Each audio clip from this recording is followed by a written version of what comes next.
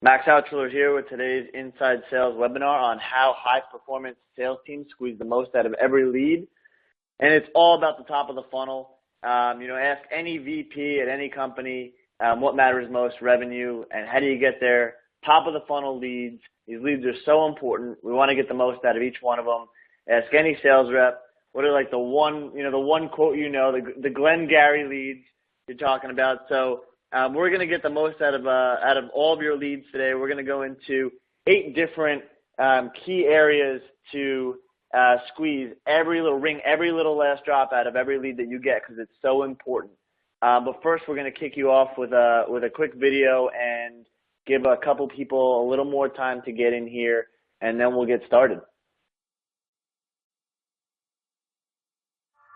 We all share a universal need to progress and realize our potential. And we believe that science is the key to unlocking that potential. Science takes you from the playground to the pros. And in our industry, we call this sales acceleration. Sales acceleration is not just a piece of software, it's a system, it's a platform, so you can reach the right customers in the right way at the right time. We understand your need to progress, and we believe that science is the key to measure, anticipate, and accelerate.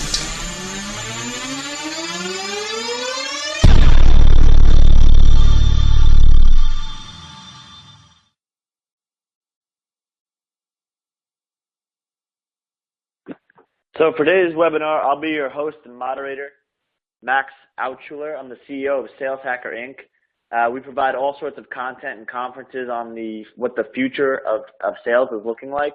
It's all tactical, actionable information that you can go back to your desk and use today at your company. We've got J. Ryan Williams, better known as J. Ryan, VP of Sales from Lead Genius. Comes from AdRoll. Knows a lot about the lead gen and sales development space. We got Mike Plant, VP of Demand Gen from Inside Sales. Both of these guys know a ton independently, not just through their companies, about getting everything you can out of your leads and how important it is. So really excited to be working with them today. They've got a lot of great information for you. Some quick things to know before we get started.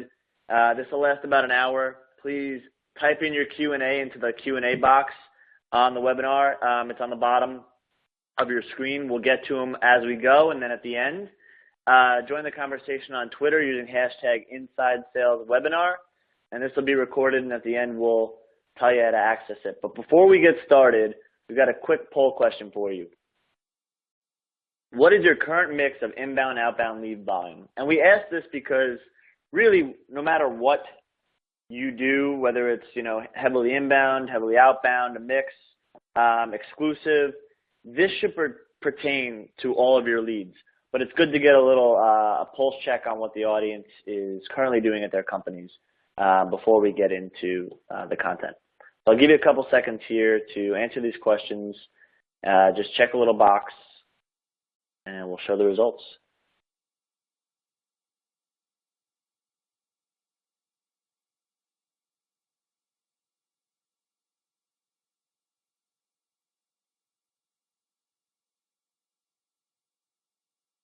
Okay, let's see what we got. All right, so some inbound, but mostly outbound is the winner here. And then a 50-50 mix, mostly inbound, but some outbound. All right, so it's actually like pretty even across the board. This is pretty interesting. So I'm going to let Mike take it away. And Mike, you want to chime in and get us kicked off? You bet. Thanks, Max. And good morning, good afternoon, everyone. As Max said, I've been working in marketing for a long time, and almost 30 years, and have been personally involved in some flavor of demand gen capacity nearly all that time.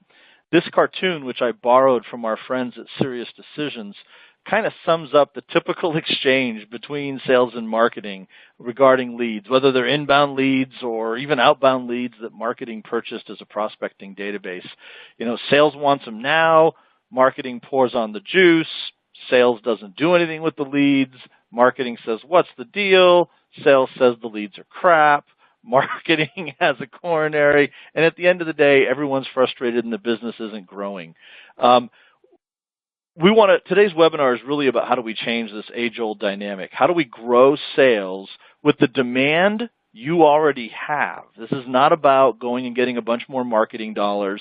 This isn't about necessarily going and buying a whole bunch of new database records for your prospecting teams or kicking off some massive new social prospecting engine. This is really about better converting the demand that you already have.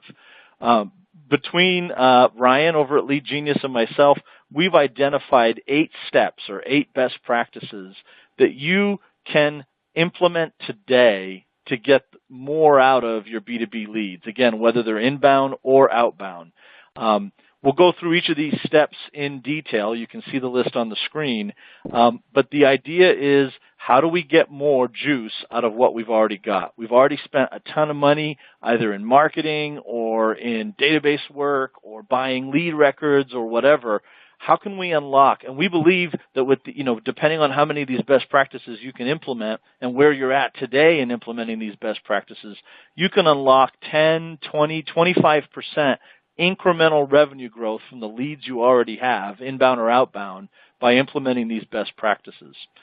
So let's go ahead and get started with the first best practice, identifying some unique high-value data points and creating a research loop to capture and collect that data. And so I'll turn the time over to Ryan. This is an area of his expertise. Great. Thanks, Mike, and good to meet everyone on the call. As Max said, my name is Ryan Williams. I'm the VP of Sales at Lead Genius, and I've been in sales leadership roles for about 10 years. And honestly, getting the most out of your leads has been a hot topic nearly every one of those years. It may seem daunting to think about creating a research loop. However, it's actually really simple. You probably have a research loop already set up, and even if you didn't know it, you would know it if you've ever had a rep ask you about the quality of a lead. And I'm sure we've either all had this question or have asked this question at some point, right? When you start thinking about what the quality of data that you need, think about what is essentially the intent of that prospect. What is going to show you that that prospect is most likely going to be a good person to talk to? Think about what is the custom data that you know. And if you don't have a quick answer to this, one thing you can do is go spend time with your number one rep. Watch him or her work their leads. What research do they do before the call? What questions are they asking themselves when they look at that prospect's LinkedIn profile? What are they looking at the website? Maybe if you're selling into high-tech companies, your reps look for a CTO's job tenure. The CTO just started on the job. Maybe that's the best time to reevaluate the firm's technology, right? Some other examples of custom data, if you're selling to advertising like I did for many years, you look and see where your prospects currently advertise. If you're selling into construction materials, you probably inspect the area with a Google map before calling. And some of our clients at Lead Genius actually ask us to research details in depth, like building square footage or technology tools that their prospect use. And this is honestly going to be custom for anyone's sales process. And I just wanted to chime in. We've had exactly the experience that Ryan was talking about.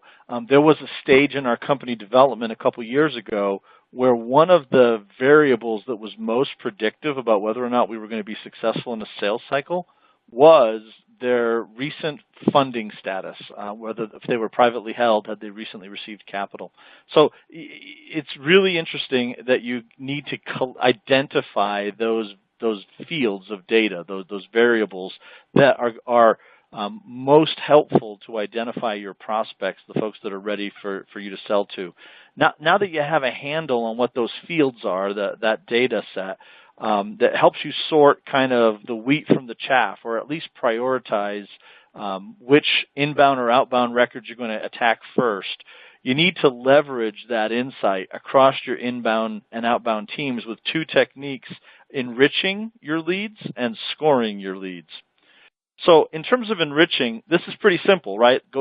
Whatever Ryan, when Ryan was talking about identify 2 fields that are particularly powerful for you to find if a prospect's the right kind of prospect to talk to, how do you collect those 2 fields of data? There's a number of ways to do this. If your business gets any inbound demand, you can experiment with adding those 2 fields to your web forms on your website. For example, in our particular business at Inside Sales, we're interested in what CRM platform you happen to use, and so we capture that on our registration form. The other alternative, whether you're working with outbound leads or inbound leads, is to do a real-time data append via a third-party data provider. This can be done usually in your CRM environment. You can load a list and then you can append it automatically. There's a number of different companies that provide a service like that. In fact, I think Lead Genius, you guys provide a service similar to this, don't you, for lead enrichment?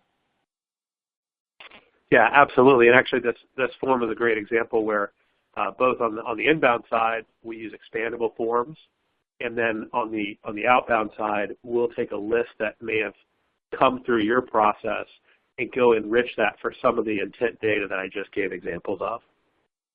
Perfect. We do the same thing. So we tune our web registration forms to collect the minimum data set, and then we do a real-time data append to a couple of different vendors to go and find specific data that's important to help us understand, is this the right kind of company to sell to or not? Once you've got a good handle on the data that you're collecting, then you need to actually leverage that data to prioritize who you're going to contact. So, for example, if I went and in our company, marketing purchases the prospecting records that our outbound SDRs use. If I went and bought, I don't know, a couple 100,000 records for prospecting, I would not necessarily want our reps to just randomly start calling those records. We'd want to prioritize them using the data fields that we've identified that are predictive of who we should try to sell to first or who's most likely to buy. And this slide basically just says the more data you can systematically leverage, the better. Most companies today try to leverage 1, 2, 3 data points. You guys know the drill, right? Title, level, title, function, and what industry vertical are they in, or what company size are they. Best practice, and this is not always achievable for everybody, but best practice is how do you leverage tens of millions or even billions of data points. And we actually sell a platform that allows our customers to leverage billions and billions of data points. As you go from that continuum between a couple of data points to many, many, many data points, we've seen and been able to measure a 24% increase in revenue from existing demand and or prospecting records just by leveraging the data to prioritize who you're going to contact. Why is that the case? Well, this is actually some data from one of our customers, and it presents the problem that every sales organization face. Half of our sales efforts are spent following up on inbound leads or prospecting to outbound lead records that won't ever close. In fact, we've got data that suggests, and you can see it plotted here in this green line, that the best leads close at over 10x the rate of the worst leads in your pool. Now the question is, how do you sort through which leads are the ones you should be spending energy on? That's where you want to try to maximize the number of data points that you're leveraging to prioritize. You don't want anybody spending time in these low quality, low likelihood to close leads. But if you're not leveraging the data you're collecting as you enrich the leads, then you're going to have your teams accidentally dial on the records at the bottom of this chart. When you use all the data that you've collected to prescriptively tell the reps, call these prospecting records first or follow up with these inbound lead records first, you shape where your sales teams spend time, and you align the time that they're spending with the quality of the leads. And quality here is likelihood for them to close. So if you know, I'm just going to use an example from Inside Sales. If we know that we primarily sell onto the Salesforce CRM platform and the Microsoft Dynamics CRM platform, I'm going to want to prioritize records either inbound leads or prospecting records where I happen to know or have reason to believe that that company uses one of the two CRMs that we support. Now, that's a simple example with one data point to show you that you can start doing this today, but then there are sophisticated prescriptive and predictive engines that let you take it even further. It also increases capacity because you can work additional high-quality leads with the same headcount. Now, once you've enriched your leads and you're using that data to identify which inbound leads or which prospecting leads you're going to contact first, then the next question is to act quickly. Now, this is primarily for those of you that have inbound demand. This particular best practice has a little bit less usefulness on prospecting records, but the basic idea is if somebody's on your website saying, hey, I'm interested in this piece of content, or I'm interested in a free trial or in a demo, the real objective is to follow up with that lead as quickly as possible. You can get 21 times more qualifying conversations with your existing inbound demand if you just focus on how fast you follow up with them. We recommend a best practice of about 5 minutes or less. So in other words, within 5 minutes of a lead filling out a form on your website, somebody in your organization is trying to contact them. We actually survey companies a couple times a year. The last time we did a benchmark study was around Salesforce's Dreamforce event back in September. At the time, across the hundreds of companies that we secret shopped, the average was 38 hours to follow up on an inbound lead. And again, compare that to a best practice of 5 minutes. For those of you that have inbound demand, this may be the fastest and easiest way to wring substantial value out of the demand that you're already getting without spending any more money on marketing. Our next step, or our next best practice to get the maximum value out of the leads that you already have, has to do with persistence and cadence. Now, this applies for both inbound and outbound leads, and I'll describe what I mean by persistence and cadence in a minute. First, let's talk about persistent. The idea here is that are the lead records that you're surfacing, whether it's through marketing or outbound prospecting and sourcing efforts, and then further evaluating based on the data points that Ryan suggested we go identify and the enrichment that we talked about to get those data points, of the leads that you then should call, how fast are you getting how persistently are you trying to call them? We assess, we secret shop again to get this data. What we see in the industry is this specific slice of data is on inbound leads, that we see companies spending about 1.5 times attempts to contact or follow up with a lead, where we recommend a best practice of somewhere into 6 to 9 follow-up attempts. We've found using data generated from our platform that when you increase the number of contact attempts that you're making from 1 or 1.5 or 2 attempts into that 6 to 9 range, you can get a 3x lift in your contact rates. Now, this applies to your outbound records as well. Our view is that the current best practice when you're buying prospecting records is you're probably getting around 3 contacts attempts on those prospecting records before the prospecting salesperson, SDR or closer, gives up on that particular prospecting record. Again, we think you need to get into the 6 to 9 attempts to wring the maximum value out of those precious leads. Now, how do you do that?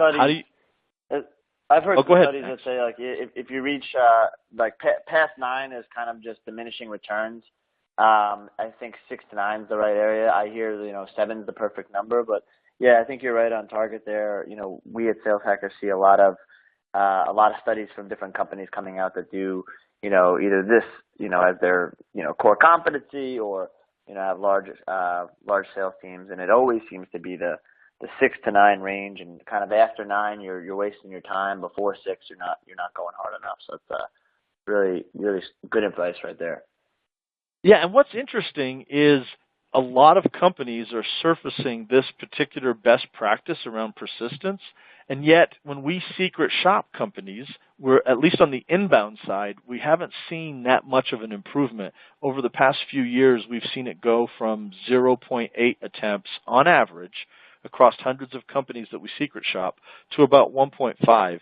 So I definitely think whether you're running an outbound function, working with outbound leads or inbound leads, get the persistency, the attempts up, the contact attempts up into that 6 to 9 range. I will suggest that there may be some variance in that 6 to 9 based on industry that you're trying to contact, but 1.5 simply isn't enough. You're leaving money on the table if you only do 1.5. Yeah, I've heard cadence consultants also. Oh, sorry. I've heard a lot of consultants say that work with bigger companies say that you should never stop. We had somebody come in on Q&A, ask if there was a maximum amount of attempts, and I think it really depends on how big your territory is, and if you're doing it manually and you're providing value, I think it's different than if you are doing more of a kind of a spray and pray or semi-automated or even fully automated outreach, which I wouldn't recommend. But if you're manually reaching out and you're continually adding value, maybe you can get away with going over 9 and continuing and just keep doing it. But you might be wasting your time more than, going after somebody new. It's interesting that you say that. One of the reports that I look at with our sales development team regularly is how much pipeline and how much closed business in terms of dollars do we have from each dial attempt. So first dial attempt, over a 6-month window, we put this much in the pipeline from those conversations. We closed this much from those conversations, and we actually look at it. And we've seen some changes in where that clearly obvious point of diminishing return is. But that's one way to do it, is just to look at the data that's in your system. You guys have a lot of data, so I'll let you keep going. But this is the really interesting topic on the cadence. It is. Cadence is really important. So the idea of cadence is it's not just like, let's say you agree that you want to go 6 to 9 attempts to contact a prospecting record or to follow up on an inbound marketing lead. You can't make those 6 dials, I think you guys would all agree, in the next 30 minutes and then I'm done. So the idea of cadence is what should the timing be of those different contact attempts, and which communications channels should you use as you're either prospecting outbound records or as you're following up with inbound demand. Now, I'll be honest with you, we talk to a lot of sales departments, and right now our consulting team suggests that the current practice is there really isn't a consistent outreach strategy, either for inbound or outbound. It's a bit random. They kind of leave it up to the sales team to figure out how and when they're going to follow up with, and how frequently and what kind of timing. We've actually, our consulting organization and working with a number of companies, have developed a number of different cadences that vary by industry and segment, but also vary by, are you following up on inbound demand, or are you following up, or are you prospecting on outbound leads? We think that what we've seen in companies that we've worked with is that if you get to a standardized best practice for your company, you can see a lift in appointments as high as 26%. Again, no net new outbound records, no net new inbound leads, just a 26% lift on what you've already got. Now, what I've shared here is just one sample cadence from one industry for outbound appointment setters. And you can kind of see how the cadence works in this particular recommendation. When we recommend the dials, when we recommend leaving a voicemail versus not leaving a voicemail, when we recommend supplementing that with a follow-up email. We found this to be effective in a couple of industries for a couple of our customers that do outbound. You can try this, but the main concept here is design a cadence, measure how it produces for you, and then optimize it, and then standardize it across all of the people that are either following up with outbound demand or that are following up on your inbound demand. But we believe that a standardized cadence unlocks significant appointment value for you to extract from the current demand that you have. Now, data has been a theme that kind of runs through all this. I'm going to pitch it back to Ryan because this is a really interesting topic on a specific kind of data that I'm not sure we're all capturing as religiously as we need to be. Thanks, Mike. I agree with Max. The subject of cadence is just super important when you look at your sales process. In fact, that should probably be a topic for our next webinar to go into depth, a little more depth there because it's super interesting. To shift gears a little bit, I'm sure if I asked everybody on this call if they use a CRM, it'd be a resounding yes. And whether you use Salesforce or Base or Insightly, Sugar, or whatever, there's a lot of options out there. But the main goal of using CRM, obviously, is to find your own internal data insights, right? And one of the key pieces of reporting on lead activity that I wanted to just call out is thinking about what can help close deals fastest, right? That's what most business leaders want to talk about when we talk to them, whether that's here at Lead Genius or when we see folks at a conference. There's a lot of talk around kind of how do I close deals fast? How do I increase velocity? And you can't get these insights without capturing some of the time-sensitive steps in your funnel, right? And I mean, even if you don't have a sales operations or a strong Salesforce admin function yet, having a few custom timestamps in addition to the out-of-the-box things your CRM happens to have helps you create a baseline. And it's really easy to set up in most CRMs. In fact, the native timestamps will get you most of the way there. At Lead Genius, we timestamp everything, for our house campaigns and our internal process, and we even help our customers do it as well. But the custom stuff, in addition to like close date or lead creation date, around some of the crucial steps in the deal-making process. We stamp the activity of a discovery call, and we put that date and time into a report that shows how long it goes between discovery and demo call. Now, in some cases, that's because we want to make sure that we compact that time. And in other cases, it's because we want to make sure the right things happen between those two calls. Engaging the decision maker, having a chance to do an audit of someone's lead processes. But it helps us know how many days our prospect between these 2 points may be exposed to a competitor's message as well, right? It helps us, budget for when we need to make contact, when we need to do a warm touch. And I'm sure just those 2 little points alone would help you, manage more closely how to get the most out of your lead. Once you have these timestamps, you can start to predict your own sales velocity. And that's honestly something we should do, a whole nother topic on. But if you can get the basic picture from the obscurity graph that we've got on the screen right now. Here's a breakdown of kind of stage velocity by sales rep down the left-hand column from just a sample report that we had. When I was at Admiral, honestly, we started to capture this data when I was running a sales training program for about 20, 30 reps. And once we got it tight and were able to identify what steps we needed to train on, we saw the rep ramp-up time drop about 40%. So folks were, getting back on the phone much faster than they would, kind of before we built out this training process, and then rolled that training process out to well over 400 sales reps. And so, I'd encourage everybody who are thinking kind of, what can I take action on right now? You'll see a remarkable dent in just the insights by adding a few kind of custom, timestamp flows.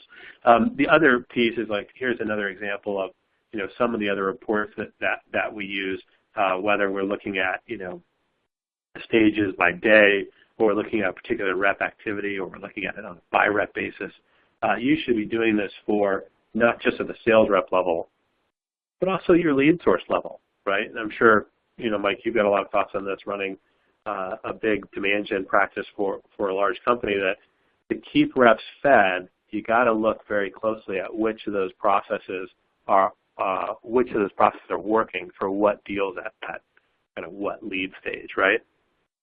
Absolutely. And not only do we look at it by marketing channel, but even on our outbound side, when we actually look at it by data vendor that we bought list records from, hey, this data vendor is producing data records that once we score and sort them, we're having higher velocity conversations because of the quality of the data. So absolutely agree, and absolutely agree with the timestamp stuff.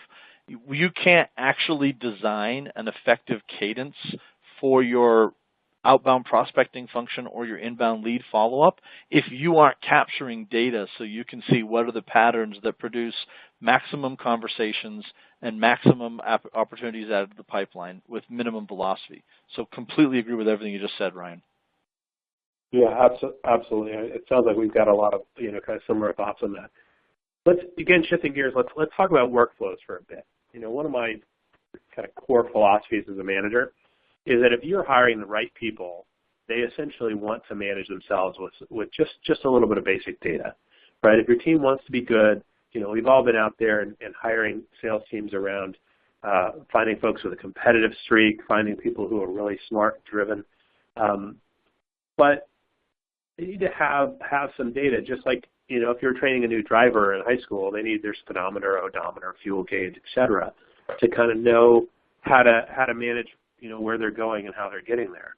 The same is true with your sales reps. And so if you manage to the right type of reporting, you'll find that that reps can be more effective in self-management, right? And so the dashes and dials that you'll build out would probably look something like the list that you see on your screen here, right? Things like how many inbound leads do I need, right? Everybody wants to know how many leads they should be following up. And, they probably want to be able to do some of the cadence stuff Mike was talking about, and it's easier to do that when you see, whether that's in a Salesforce or in another tool that you use, what are the next steps for a specific set of leads, whether it's a qualifying step or doing a discovery call, as well as, identifying leads that don't have activity in a certain amount of days, right? Here's a sample report that of just no activity within 5 days, lead name, the rep who owns it, et cetera. And I'm sure anybody who's done the sales rep job can tell you that their least favorite thing is having a manager come over their shoulder and say, why didn't you follow up on X, Y, and Z?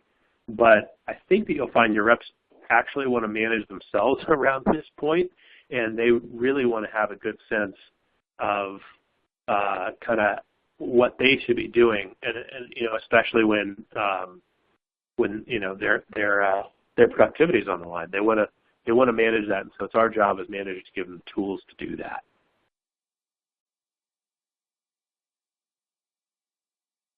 Mike, you want to talk a little bit about automated contacting and some of the prescriptions you guys have built out at Inside Sales? You bet. Thanks, Ryan. So I really liked the fact that Ryan was teasing out the tension between we hire these all-star sales athletes, if we want to go with that phrase, I think that works, and they crave complete and total autonomy. But I think that we need to equip them with the data and even the prescriptions to be successful. In other words, I think we need to moderate the autonomy curve to get more productivity and more sales results out of them. And while that sounds a bit like a controversial statement, I think we've all seen that when sales teams and sales reps are achieving their plans and hitting or exceeding their goals, that's when they're the most energized and the most excited. And that's really what this particular section is all about, trying to manage all of the different data points that we've been talking about, whether it's what should my cadence be, which leads do I follow up on first. If we don't give them an environment that kind of guides them and makes some of those decisions for them, we end up with a situation where they're going to be staring at a list of either prospecting records or inbound leads or in a hybrid team, a set of both, and making their own decisions kind of with intuition, if you will, about what to do next. We believe that it's a best practice if we can systematize that and actually have the systems serve up the best next record to call, whether it's a prospecting motion, an inbound motion, or a hybrid motion. We see that what ends up happening is you end up with teams with more time on task.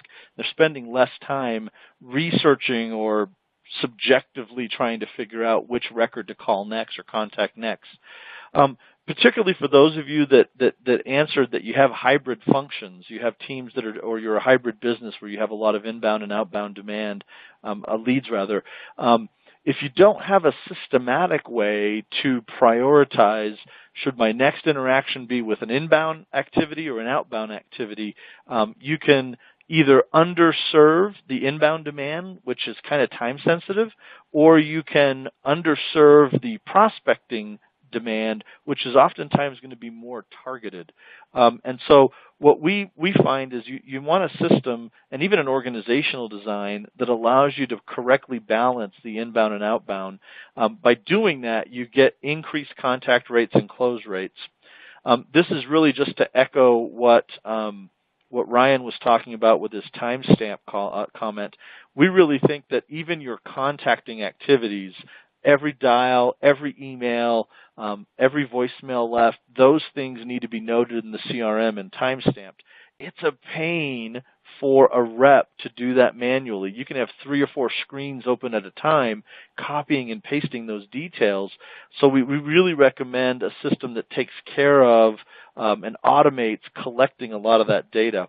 And then when we were talking about cadence, right, so you have 100 records you're managing, inbound or outbound, and this record is on dial 3 and this record is on dial 6.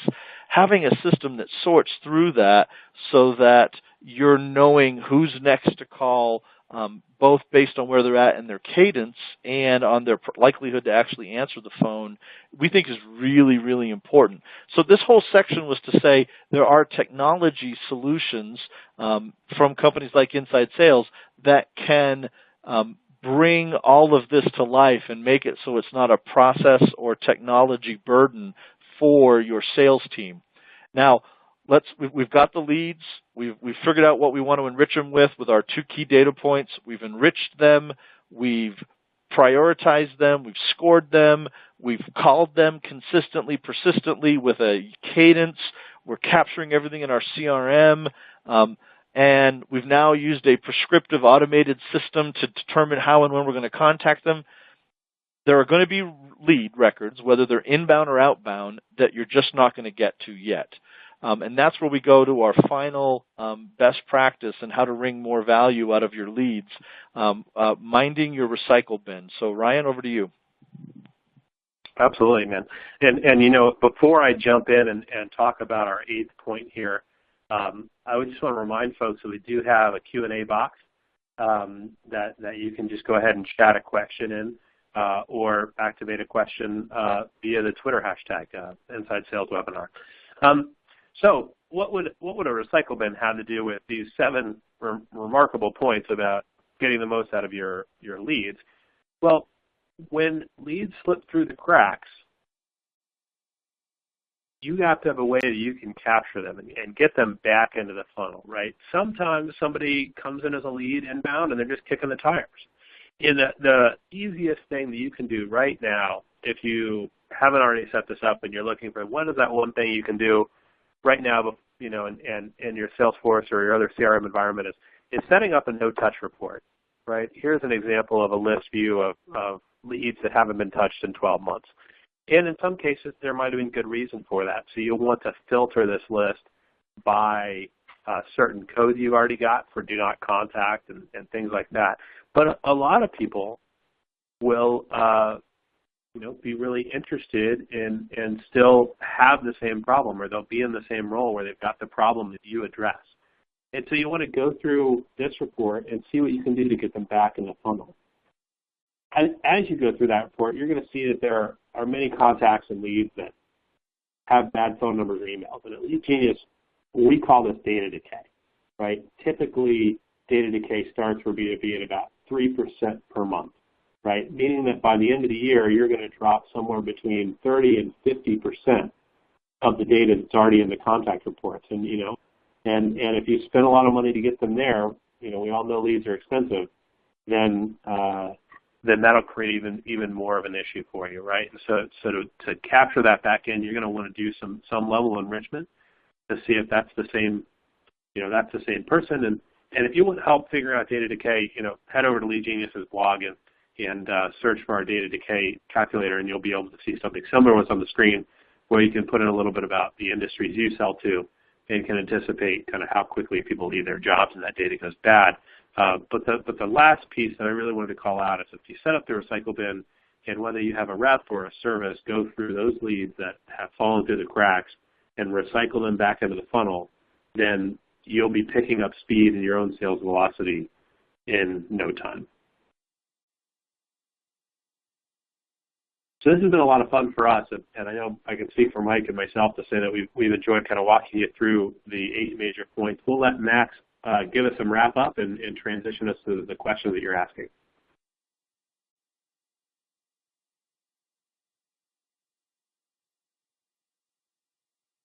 Sorry, got to unmute there.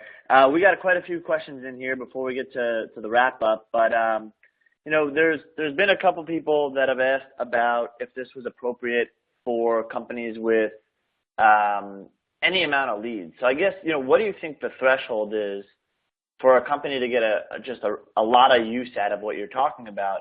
Do you think it's, you know, you have to have thousands of leads per month? You know, is it tens of thousands? Is it hundreds? Is it, I mean, where do you think that line is? Mike, do you want to take a shot at that? You bet, Max. I think I don't think you really would want to cost justify all 8 of these particular steps if you're in the dozens or few hundreds of lead records per month. And by lead records, I am referring to either prospecting or inbound. I think there are a couple of them that even at small scale do make a lot of sense. I think immediate response and figuring out which fields, you know, so Ryan's number 1 point around picking the couple of data points that really, really, really matter for your business and figuring out either through research or enrichment how you get those data points consistently because they'll help you prioritize your effort. And then if you have inbound, following up with that inbound immediately, I think regardless of what your lead volume is, you can and need to consider those 2 things right away. And that's kind of why we had them up towards the front. Persistence and cadence, I mean, certainly if you're in a realm of a few prospecting records a week or a few inbound leads a week, you're going to want to be persistent with those leads. So I think that's another one that I would recommend that regardless of scale you put in place. Ryan, what are your thoughts as we try to take these 8 best practices and scale them up and down from company size perspective? Yeah, you know, the thought that comes to me, I mean, my vote is definitely on the persistence piece that you brought up, Mike. Is, you know, the smaller your business is, the less of a sales function you have. So that may be a founder doing sales on his or her own. It may be a small sales team of 3 or 4 people.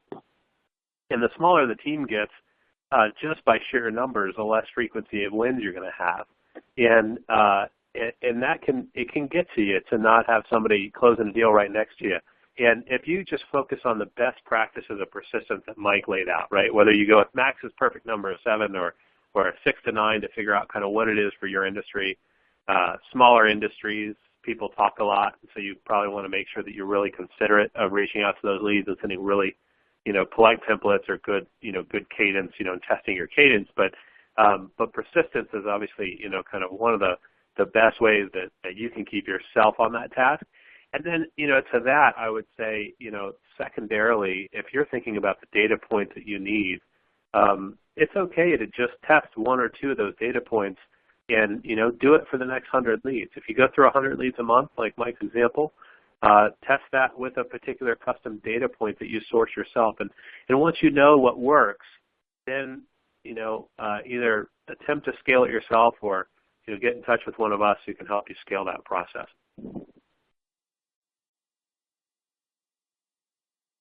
Awesome. And then we have some more, you know, questions around the balance between your, you know, I guess emailing people with an automated system compared to a more manual cadence. What are your thoughts on, you know, obviously there's a lot of, you know, kind of automation or semi-automation tools that allow you to kind of template some of these messages in your cadence. What are your thoughts on, you know, what the balance should be? Are those emails somewhat templated? Are they? I know, you know, Ryan You guys probably do this in your process. What is the balance you like to strike? When do those manual emails go out? How manual are they? What does that look like?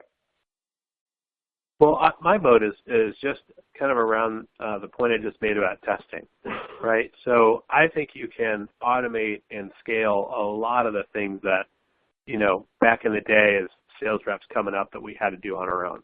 There are dozens and dozens of template writers and things that, predict templates as well as, predicting scripts for people to dial for calls or emails.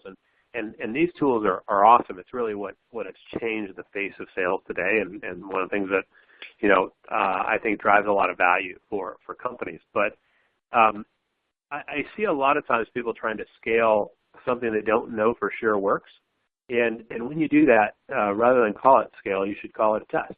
And just call it what it is and think about it as like a 7th grade science experiment where you've got a control group and you've got a testing group, and identify how many records it would take to move the needle.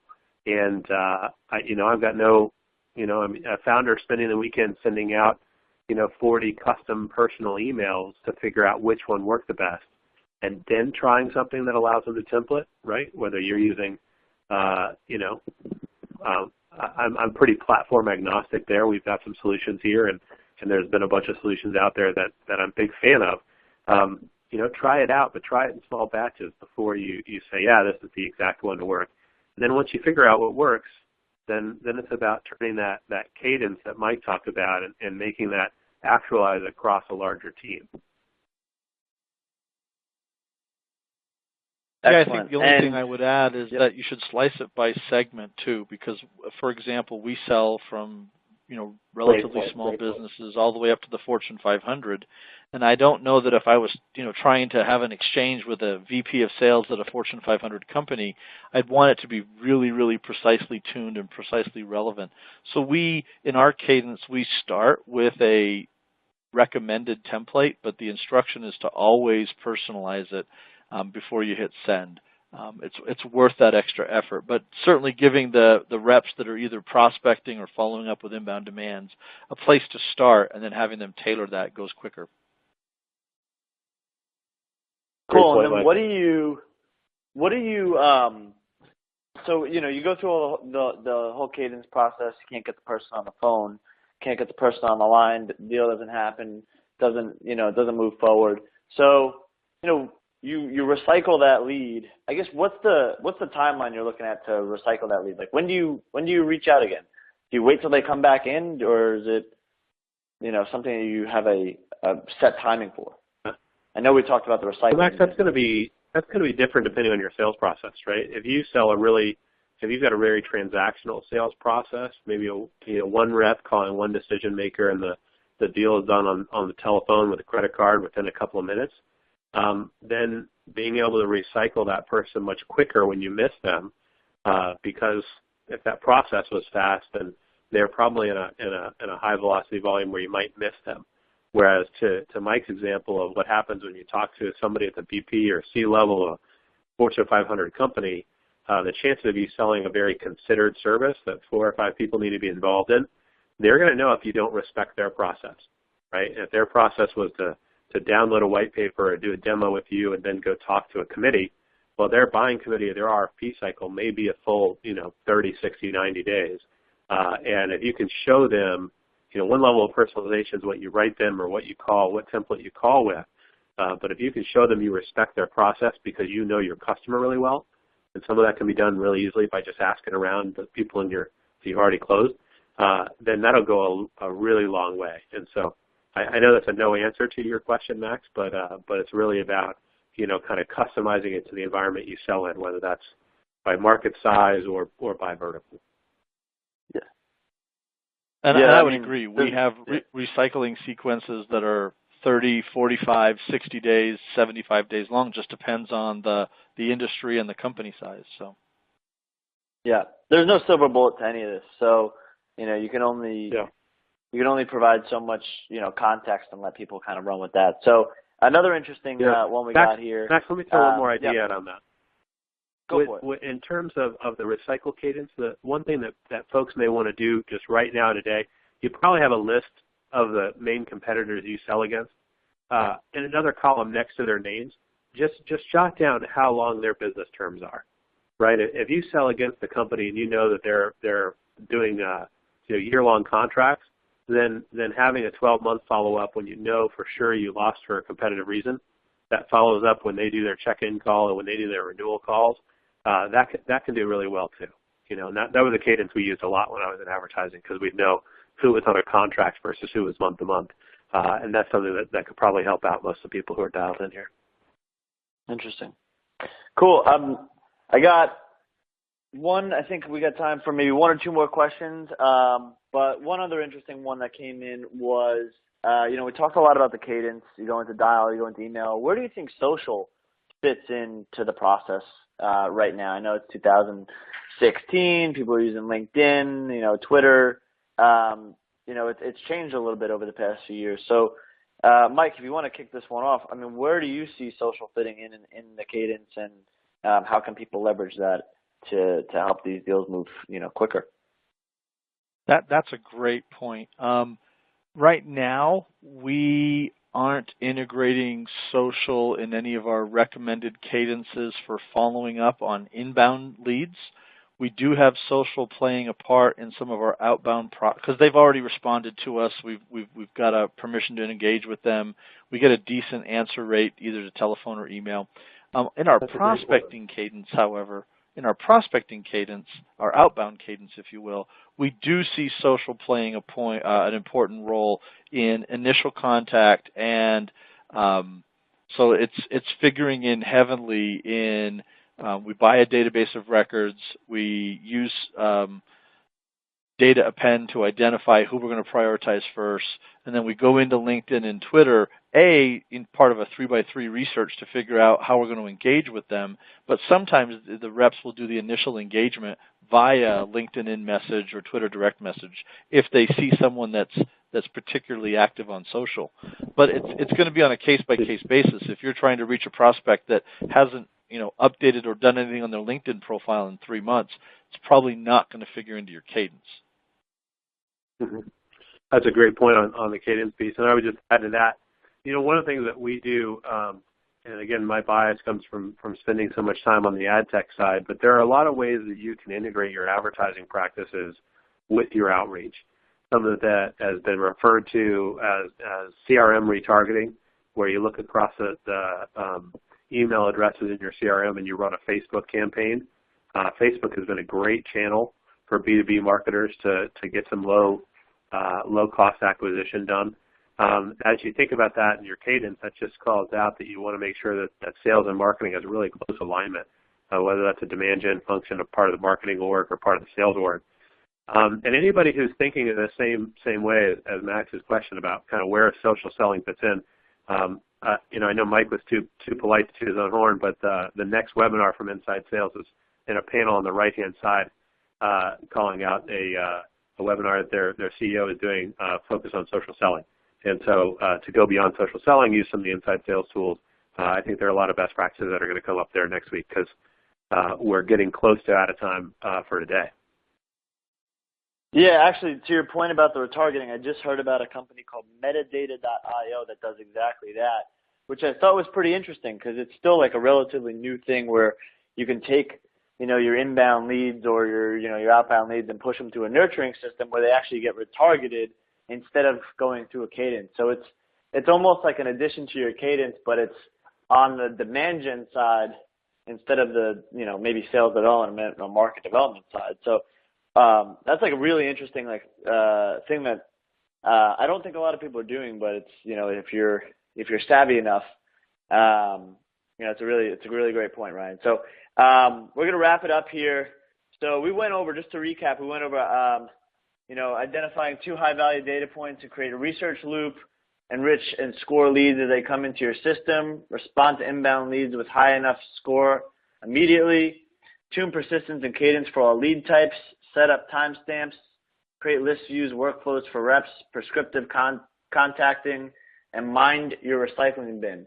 We will have this posted for you so you can view it at any time. I think tomorrow we send you the link, so feel free to share it around, take another look at it. All of our brands are on Twitter between Lead Genius, Inside Sales, and Sales Hacker. So if you have any other questions, you can find us there. Ask us publicly. We'd be happy to answer them for you. I think everybody on here would love to continue to engage with everyone, everyone on the panel, with all the attendees. But next week's webinar, they got a great one for you, Ryan mentioned. So stay tuned, sign up for that, and thank you for joining us. Thanks, guys, for participating. Thanks, Mike. Thanks, Ryan. This was awesome. Thanks, Max, and thanks for the great work at Sales Hack, and appreciate it. Have a great day. Yeah. Bye-bye.